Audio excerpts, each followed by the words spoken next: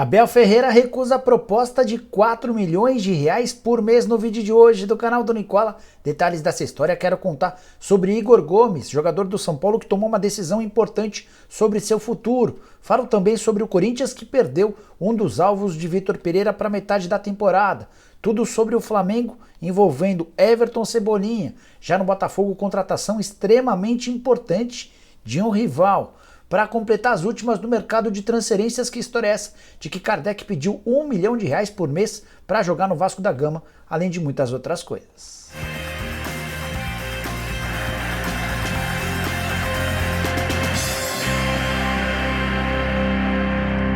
Fala aí pessoal, sou Jorge Nicola, bem-vindos a mais um vídeo do canal. Ótima sexta para todos vocês. Antes de começar a passar as informações, só pedir para verem o vídeo até o fim. Se curtirem, não esqueçam de deixar like e se inscrever no canal, apertando esse botãozinho vermelho de inscreva-se, combinado?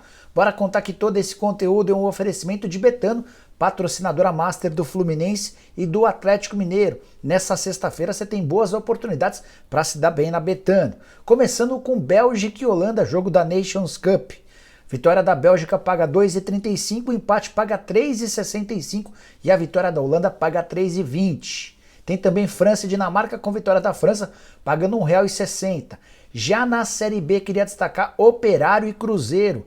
Empate pagando R$ 3,10, a vitória do Cruzeiro fora de casa paga R$ 1,93. Você não vai ficar fora dessa, né? Só pegar o link que eu deixei no comentário fixo, fazer seu cadastro na Betano e começar a apostar. Bora começar o vídeo com o tradicional giro de notícias e a primeira informação é sobre Ronaldo Fenômeno. O dono do Cruzeiro e do Valladolid revelou que vai ter de pagar uma promessa pelo acesso do time dele à primeira divisão da Espanha. Ronaldo e sua esposa vão percorrer 522 quilômetros a partir de domingo, durante 4 dias. É uma caminhada de bicicleta da cidade de Valladolid até Santiago de Compostela. Ele havia prometido isso quando o time caiu, perguntou a seus seguidores em uma rede social quais promessas ele poderia fazer caso o Cruzeiro também conseguisse subir à primeira divisão. Bora falar sobre Rüdiger, novo reforço do Real Madrid e jogador do Chelsea. Vínculo do zagueiro alemão terminou por agora, ele inclusive já foi anunciado. Seguindo com o giro de notícias, contar que estamos na reta final da transferência da Ferroviária. Ferroviária que tem 95% de suas ações presas ao Saul Klein, que é o principal acionista do clube. Já há uma permissão interna para que esse percentual seja vendido. Hoje o clube tem cerca de 3%, mas após a integralização dos ativos intangíveis, bonito o termo, né? A associação vai passar a ter entre 15% e 25% das ações e haverá uma venda muito em breve para um grupo internacional.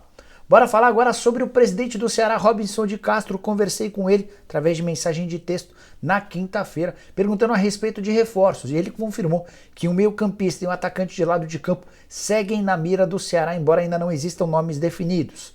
Para completar, Antônio Oliveira é o novo técnico do Cuiabá. Ex-funcionário do Santos e treinador do Atlético Paranaense, chega para dirigir o time que tenta se manter na primeira divisão do futebol nacional. E a última, Fernando Yamada está de volta ao Atlético Paranaense. Havia sido demitido depois da derrota por 5-0 para o Strongest na Libertadores da América. Yamada que vai coordenar as categorias de base do Furacão.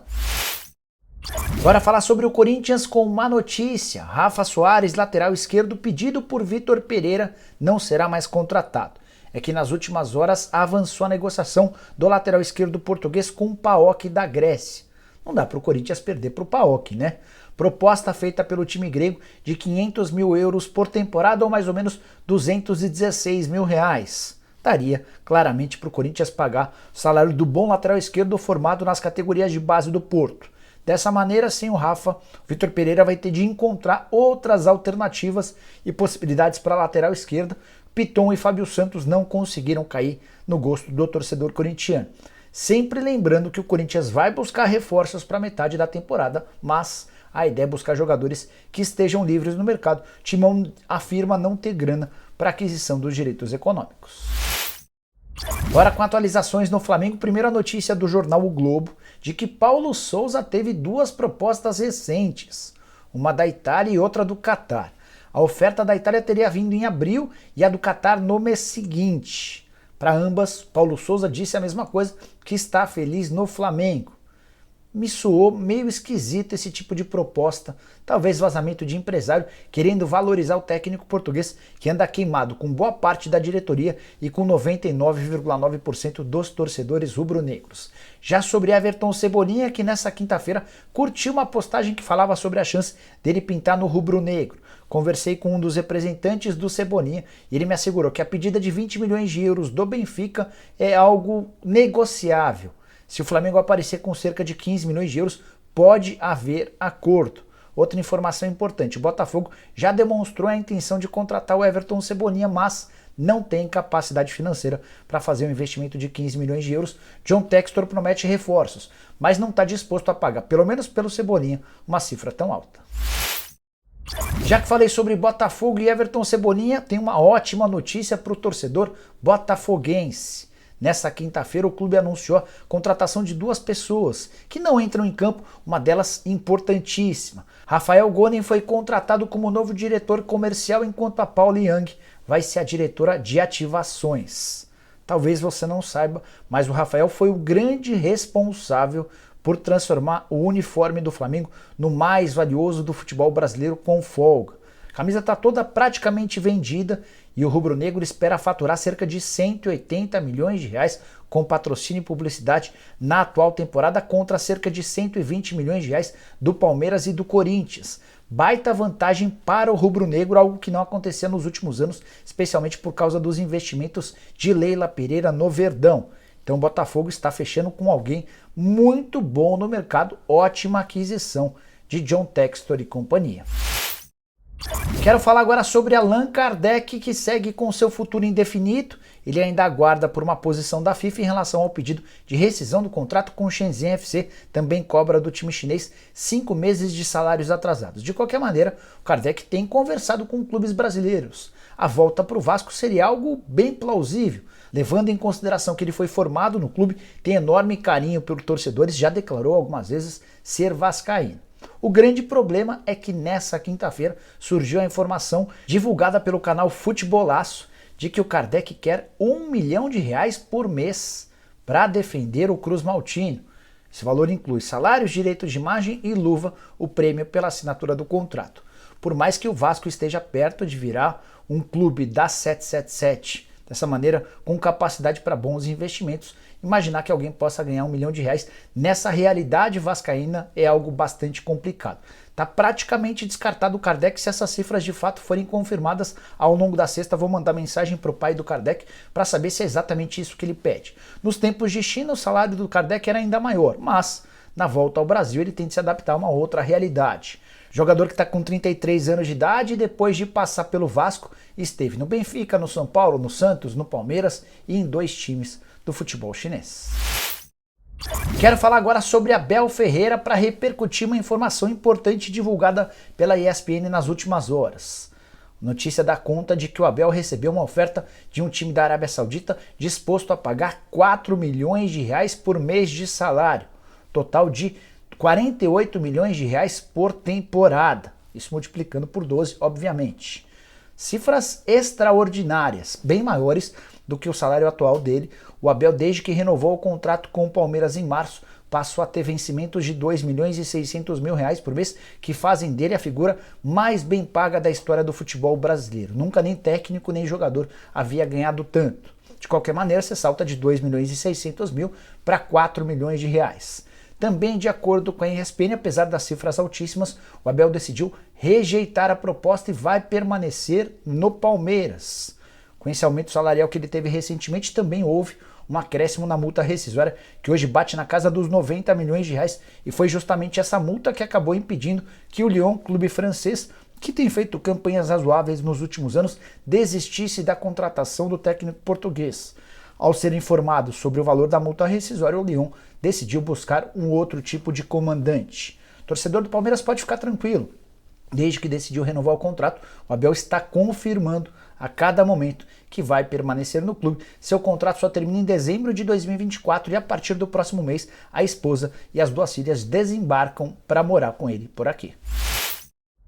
Agora repercutiu uma entrevista bem legal que Diego Costa deu ao Pilhado.